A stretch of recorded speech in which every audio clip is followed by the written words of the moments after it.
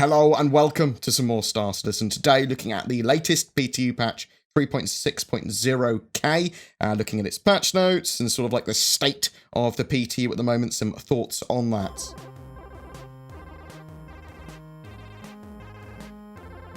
The patch does not contain all the 3.6 features yet, and some of the ones that it does contain are only partly functional, so sort of bear that in mind. The testing focus for the patch is currently balance of ship shields, missile damage and countermeasures, the acceleration control with a new flight model that they've added, something that I'm actually not using at the moment, to be honest, pip accuracy and ship flight jitter, both of which are still major problems, ship component degradation, ship purchasing from the new purchasing kiosks at the various ship shops around the game, the Vanguard Warden, Hoplite, and P-72 Archimedes. I'm also assuming the P-52, although it did seem to function pretty appropriately, as well as head tracking feedback as well, because there's some updates to head tracking. Feature updates and bug fixes for the 3.6.0k PTU are they've updated Arena Commander scoring for the P-72. They've done a complete rework of the Aegis Vanguard Warden and is now sort of like ready for testing. They've locked off the ability for aim down sights while prone rolling to prevent knock-on issues. VoIP facial animations, so face over IP, should now be visible for other players. Blades should now once again have thruster effects. They removed unintended UI elements from the star map. There's further fixes to prevent players being unable to respawn after dying far away from a spawn point. Ezra McCann at Levski should once again be on the job. They fixed bounce away effects when using free look while crouched and looking downwards. Vehicle purchasing kiosks should now revert to splash screens if the player leaves while confirming a purchase. The drug stash for Seize and Destroy missions on ArcCorp should now consistently appear. Area 18's air traffic control should once again spawn ships. Interdiction AI ships should no longer despawn in front of the player. There's been further networking improvements to prevent ships rubber banding, hitching, and stuttering. And although there has been a concerted effort to do that, there are still a lot of ship jitter and pip problems and combat problems. They fixed a server crash and 2 client crashes as well. There are some known issues with the patch that they have listed.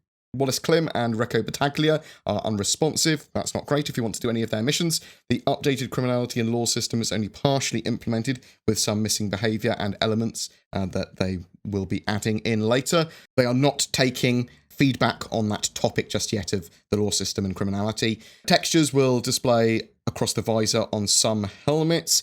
Depending on ships, sometimes when attempting to file an insurance claim, the timer will either start with a long delay or never start at all. Players may get stuck at the bottom of the Vanguard's ramp and other ramps and other objects in game. Jump off the side of the ramp or the object to avoid that. There may be numerous collisions and visual issues with the Vanguard as well. Hacking chips currently can't be stowed or retrieved after purchase. Hacking chips allow you to hack down comrades and some other things in the game, basically to hack down your criminal rating or for some missions, that sort of stuff. It's all really part of the new law system, those hacking chips. You can buy them at Levski, and that's the only place I've seen to actually buy them at the moment. Hover mode has some impending changes and updates as well, and as such, they're not taking feedback until they've completed it. A lot of features and issues I'm going to discuss now are going to be fixed, iterated on, or changed in quite short order, or aren't fully implemented.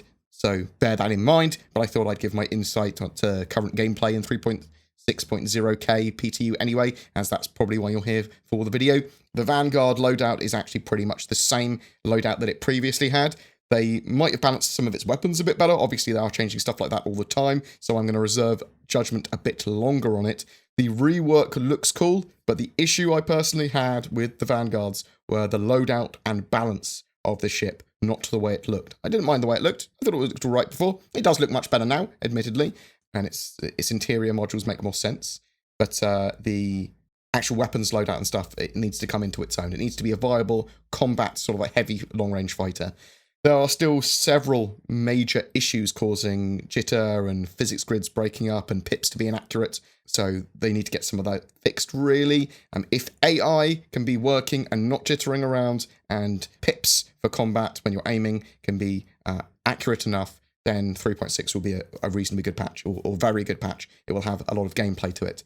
With the law system, areas without comm array coverage or when the Comrade is off, I suppose. That means that those areas might feel a little bit more Wild West-like, with no one being punished for breaking the law there. Areas that are going to have Comrade coverage, or where the Comrades get turned back on, they're going to be much safer, as players don't want to get fined or get criminal ratings for their crimes. Hacking chips should give some quite interesting functionality for the future for lots of the outlaw and criminal-based missions, but maybe some stealing of data and stuff like that missions. With criminal assassination missions as well, actually, I think it's worth that they get given a sub-objective for turn off the local Comrade in the area near the guy that you want to take out. Otherwise, you're going to get fined doing those missions more than the mission pays. There seems to be some worries from the more PvP and pirate elements of players that the law system might damage their gameplay. And if it's not correctly balanced, I suppose it would. But I do expect them to, CIG, to make a sort of conscious effort to have this gameplay really well balanced, or at least have good risk and reward for outlaw and PvP players. If there's good risk and reward there and it's sensible, then that's going to create a huge amount of gameplay, move pirates to certain areas maybe. Turning off Comrades is going to allow for PvP without fines and criminal ratings, but it might be attacks on trade routes, it might be attacks more likely to happen just outside of jurisdictions and things like that. So I do think it's going to be, escorts are going to be required, and you don't want PvP to be entirely unpunished. And sort of like the outlaw behavior, the piracy. But you do want it to occur in certain areas and potentially not others, and ways that you can tell that it might be happening. All the Comrade's just gone off here. Maybe I'm going to be attacked. It will need to be iterated on, I'm sure, but it's worth seeing what, in terms of gameplay and flesh on its bones, that 3.6 will provide for that. And I think that we'll see, hopefully, a lot better balance for it as 3.6 gets more built out. Hover mode is certainly not fully implemented yet, but I can fly smaller ships pretty damn easily when trying to hover the down and land. But when I get to a Valkyrie-sized ship or bigger, when trying to hover it and land or whatever, I keep making mistakes and spinning around or pitching forward. I'll get the hang of it at some point, I'm sure. Obviously, it's not fully implemented yet, so maybe it's few little bugs and teething issues as well as me being pretty dumb. The Vanguard, Hoplite, and Warden are available to buy in-game at Lorville's New Deal Ship Shop terminal on Hurston. So you can go there if you want to try one in the PTU at the moment and buy one. There's loads of ships available, actually, at loads of different ship kiosks now. I was trying to set up one of my HOTAS as well with the new flight model with the velocity and acceleration control, but I wasn't having much luck. I might just be being dumb again, but I do want it to be easy to be able to set up these devices in the future. At the moment, sometimes they're a bit fiddly, and it shouldn't be fiddly to set up your control settings.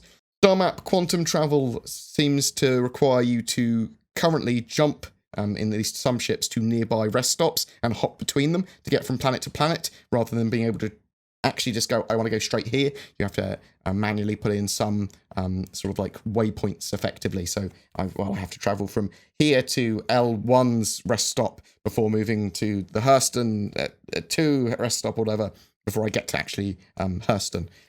So that's a bit odd. I suspect that's just a bug that sort of broke that. There are other bugs with the star map at the moment that they need to fix. The lighting at lots of locations is vastly improved though, but you might not notice it unless you were standing side by side with the old and new. Something that is a bit more noticeable is grass being more abundant in the savanna biome on Hurston, which is pretty cool. There are quite a few procedural generation improvements as well in general, but the popping in of assets, especially around the junk biome, is something that requires some more love, in my opinion. But what do you think of the 3.6 PTU at the moment? Are you upset that it's been delayed and probably will be delayed by another week or two before going to sort of like every person PTU and live, or at least live? Are you waiting for it to go to more waves before you can jump in? Do you only really try live builds, and the PTU builds, you want them to, be finished so they can become live first? Whatever your thoughts, I'd love to hear from you in the comments below. Every month we have a ship giveaway. July is no different. We have an 890 jump to giveaway donated by My Radar, who make a free weather app available for iOS, Android, and other mobile devices besides. They also have the Moons of Crusader and their services displayed in their app for Star Citizen, which is mega cool. And they are adding even more moons. Coming soon as well are the planets of Hurston and ArcCorp. Check out that app in the links below. I am still shilling for Shadow.